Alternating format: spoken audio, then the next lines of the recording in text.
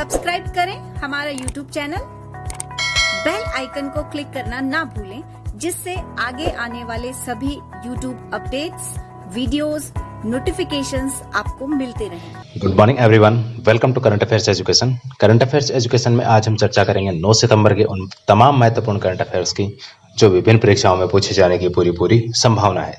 शुरुआत करते हैं अंतिम सेशन के अभ्यास प्रश्न के साथ। उससे पहले मैं आपको बता दूं, इस वीडियो में डिस्कस किए गए सभी करंट अफेयर्स का टेस्ट भी मौजूद है।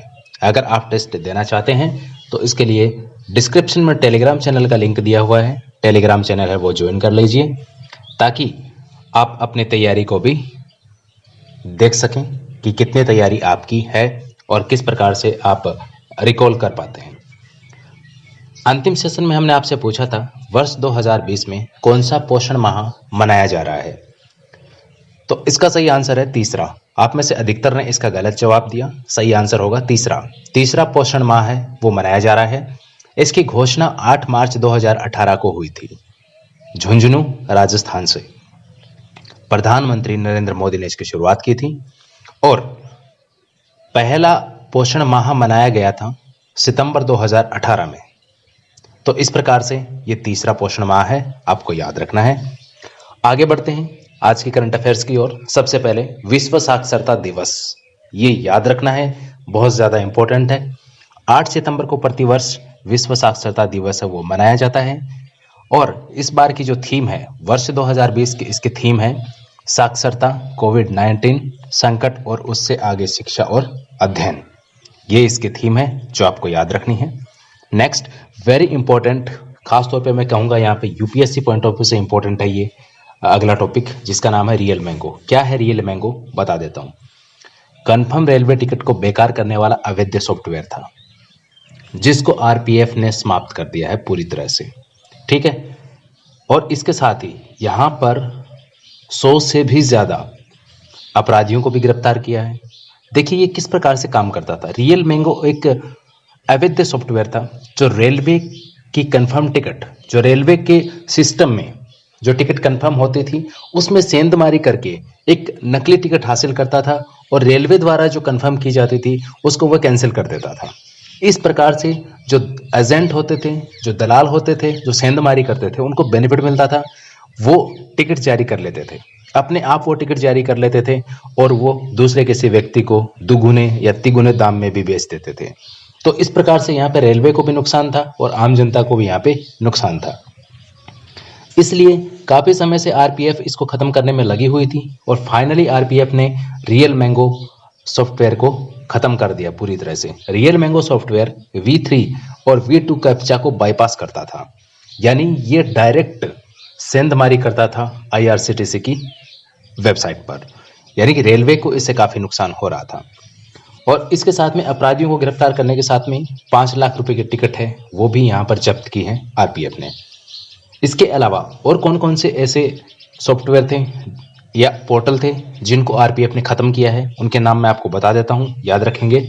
ANMS, रेड मिर्ची, black TS, TikTok, eyeball, Red Bull, NGET, cycle, star V2, इस प्रकार के अन्य सॉफ्टवेयर थे जिनको रेलवे ने समाप्त किया है। तो ये बहुत ही महत्वपूर्ण है, आप इसको याद रखेंगे। नेक्स्ट आगे बात करेंगे, यूपीएससी पॉइंट ऑफ व्यू से भी इंपॉर्टेंट है और अदर एग्जाम्स के लिए भी।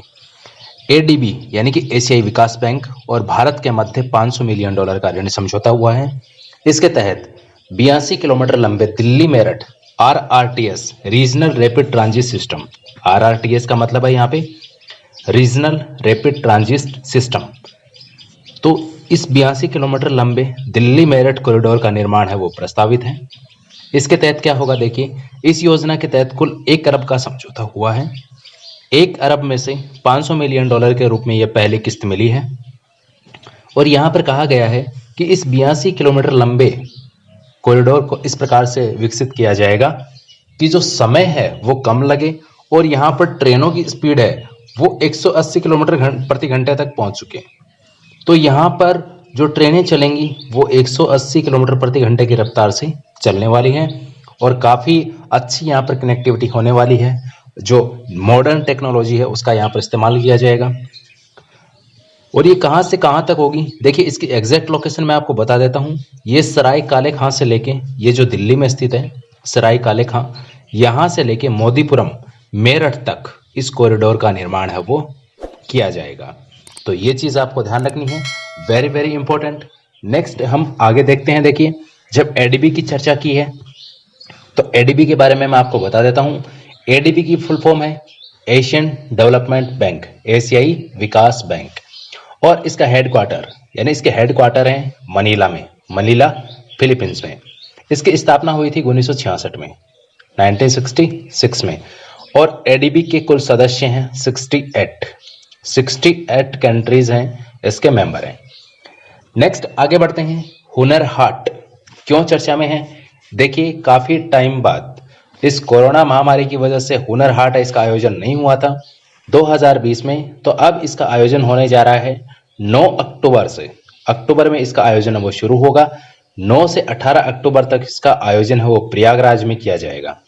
प्रयागराज में, क्या आप मुझे कमेंट करके बता सकते हैं कि प्रयागराज का प्राचीन नाम क्या था? प्रयागराज का पहले क्या नाम था जो अभी बदला गया? प्रयागराज तो अभी किया गया, इससे पहले इसका क्या नाम था वो आपको कमेंट में बताना है। हुनर हाट की जो थीम है वो है लोकल से ग्लोबल, लोकल से ग्लोबल।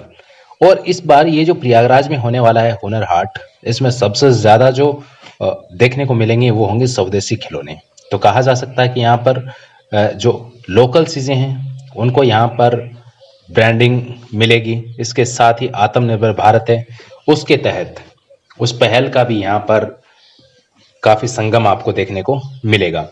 इसके साथ ही मैं आपको बता दूं आगे आने वाले जो हुनर हाट हैं वो कहाँ कहाँ पर आयोजित होंगे, इसके लिए मैं आगे एक स्लाइड लगा रहा हूं, आप स्क्रीनशॉट लेके रख सकते हैं। इसमें आपको दिखाया गया है कि आगे आने वाले समय में यहाँ तक कि 2021 में भी हुनर हाट का आयोजन कहाँ कहाँ पर किया जाएगा, ये आपको याद रखना है।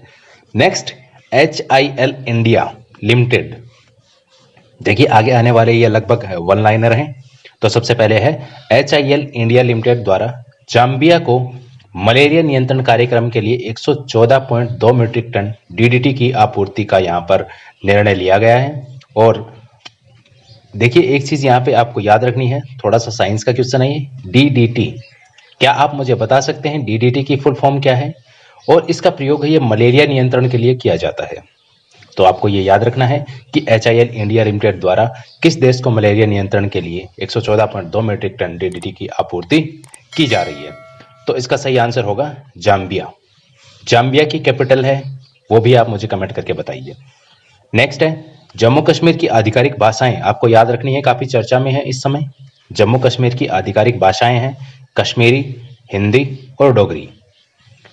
नेक्स्ट है निजी क्षेत्र में पितृत्व अवकाश देने वाला पहला अरब देश कौन सा बना है? निजी क्षेत्र में यानी प्राइवेट सेक्टर के अंदर पितृत्व अवकाश देने वाला पहला अरब देश कौन सा है? सही आंसर है UAE, संयुक्त अरब अमीरात। फार्मूला 1 इटालियन ग्रैंड प्रिक्स 2020 के विजेता कौन है?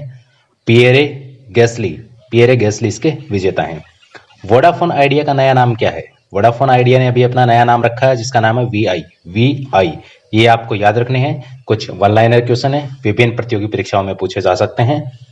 आज के सेशन में इतना ही। चलते चलते आपके लिए एक अभ्यास प्रश्न जिसका जवाब आप कमेंट बॉक्स में लिखिए, इसका सही जवाब हम आपको अगले सेशन के साथ में देंगे। मानसिक स्वास्थ्य पुनर्वास हेल्पलाइन जिसकी मैंने कल चर्चा भी की थी उसी पर आधारित है। मानसिक स्वास्थ्य पुनर्वास हेल्पलाइन किरण का शुभारंभ कितनी भाषाओं में किया गया है? 11, 12, 13 या 14? ये आपके सामने विकल्प है, सही आंसर आप लिखिए कमेंट में। मिलते हैं अगले एपिसोड में, तब तक के लिए गुड नाइट।